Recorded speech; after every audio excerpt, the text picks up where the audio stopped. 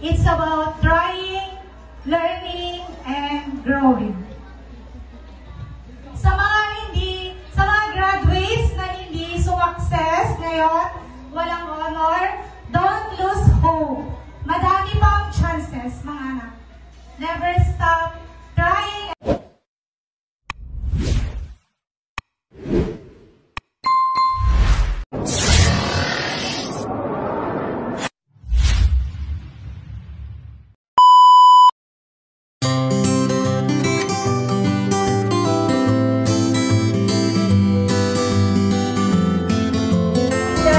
Round of applause.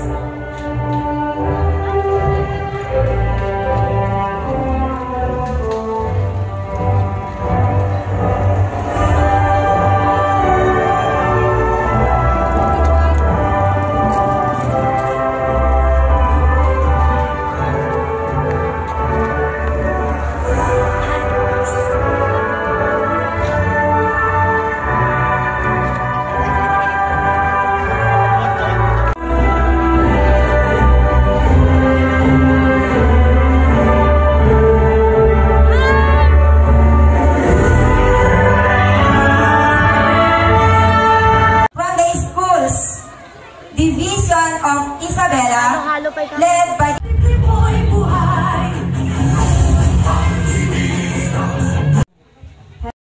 receiving your prize certificate, a symbol of accomplishment.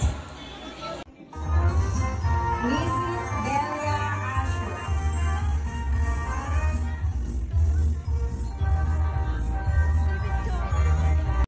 Isabela, with two lovely children, Zian Jan and Ziana Ramia. Our speaker's academic achievements are truly impressive. She graduated with honors from Pulañon Kalinga Elementary School in March 2003, and later from Luna National High School in March 2007 as one of the achievers in their class. She then pursued her tertiary education at Our Lady of the Pillars Institution in Cauayan City, where she earned her degree in Bachelor of Business Administration, majoring in Financial Management on March 2012. With a strong foundation in business and finance, she has built a successful career. She has worked as a secretary and cashier at Green Zone Farm and Feed Supply in San Fermin, Cauayan City, Isabela, from April 2013 to December 2015. At present, she is working at Las Vegas Marketing, Cauayan City, Isabela, from January 2017 as an accounting officer. Today, we are privileged to have her to share her experiences, insights, and wisdom with us. Her journey is a testament to hard work, dedication, and perseverance. We look forward to hearing her inspiring words, which will surely motivate and guide our graduates as they embark on their own paths. Please join me in welcoming our guest speaker, Mrs. Mercy Joy S. Ramat.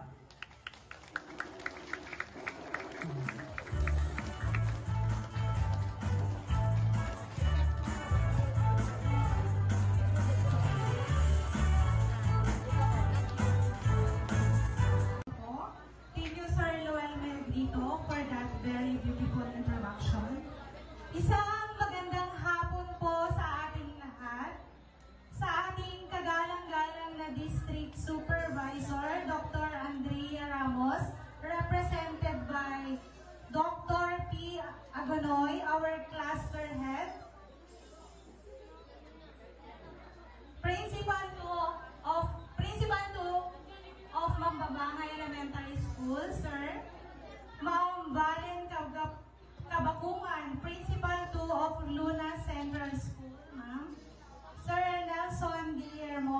teacher in charge of Dadap Elementary School. Good afternoon po.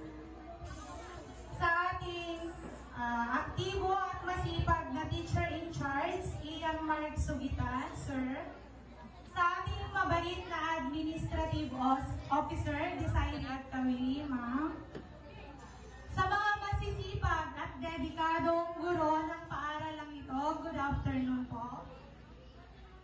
Sa aktibo at supportive na SPTA President, Alma Lampito, ma'am. Sa ama ng dalawang barangay, Pulayan, Union, Kalinga, Barangay Captain Fidel Rumbawa, and Barangay Captain Vincent Gamboa. Sa mga magulang na katuwang sa tagumpay ng mga mag-aaral, mga bisita, mag-aaral, at higit sa lahat, sa mga magsisipagtapos ngayong araw. Isang taos-pusong pagbati po sa inyong lahat. Una po sa lahat, gusto ko pong magpasalamat sa Panginoon sa opportunity po na ito. Ako po ay lubos na nagpapasalamat sa PUKES, lalong-lalo na po kay Ma'am Lloyda Sebastian, sa tiwalang binigay niya po sa akin para makaharap ka ngayon bilang inyong guest speaker. Nung una po, hesitant extend my thank you and congratulations sa mga teachers headed by Sir Ian, sa lahat ng all-out support every time na may contest tayong sinasalihan. Sa lahat ng mag-aaral na ginagawa lagi ang best para magbigay ng karangalan sa ating lahat, thank you mga anak. Especially to our dear Macy. Thank you anak for bringing pride to PUKES and for bringing PUKES to national to the second time. Good luck on your upcoming contest and God bless you. Manalo, matalo, still you are our dear Cassandra.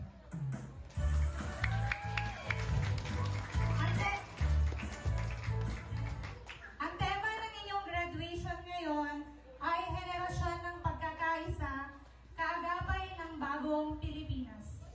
Kung iisipin natin, parang ang bigat ng katagang bagong Pilipinas. But this is a reminder na kayong mga graduates, kayong mga kabataan ay mahalagang bahagi ng ating bayan. You are our new generation. May sariwang pananaw, may lakas, may tapang, at may mataas na pangarap. I remember when I was in college, simple lang ang dream ko, makapagtapos ng college and to make my parents proud. Unlike now, ibang-iba na ang mga sagot ng mga kabataan when being asked what is your dream. Isasagot nila yung mga biggest dreams nila na I know someday ma-achieve nila. Because ang gagaling na ng mga graduates ngayon, ng mga kabataan ngayon. But one lesson I have learned in my own journey is that success isn't being perfect. It's about trying, learning, and growing. Sa mga graduates na hindi success ngayon, walang honor, don't lose hope. Madami pang chances, mga anak. Never stop trying and learning. Darating din ang araw na magiging successful kayo. Always believe in yourself. It's about trying, learning, and growing.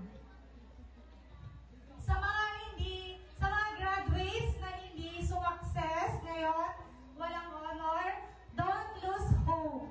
Madami pang chances, mga anak. Never stop trying and learning. Darating din ang araw na magiging successful kayo. Always believe in yourself, makakayanin nyo. And that's what I did when I failed 2 times on my first course. Yes po, I failed po as in 2 times. I ended up 5 years po in college. Yung tinapos kong course is not my first course. Accountancy po yung first course ko. And then, nung nag-fail ako, sabi ko, hindi pwedeng nag-fail ako, na hanggang dito na lang ako. nag-ship ako sa course na malapit din syempre sa unang course ko kasi ang hirap mag-back to zero. Eh, ang dami, second year yata yung nag-fail ako. That's why, nag-ship ako to business administration, major in financial management. Nagpapasalamat ako dahil binigyan ako ng parents na hindi man lang nagawang pagalitan ako when I failed 2 times. Bagkus, sinuportahan ulit ako sa panibagong course na kinuha ko. Parents, please be our children's #1 support system. Huwag po natin silang i-discourage or pagalitan when they fail. Tayo po sana ang unang susuporta sa kanila kung nagkamali sila. Tulungan po natin silang bumangon ulit. And sa mga minamahal kong mag-aaral, kayo mga graduates, always be grateful sa mga parents natin. Huwag natin sayangin yung mga sakripisyong ginagawa nila para sa atin para makapag-aaral tayo. Huwag po natin kalimutang mag-thank you sa kanila because a simple thank you means a lot to them. Na hindi ko man lang po nagawa nung ako po yung may tatay in heaven and lalong-lalo na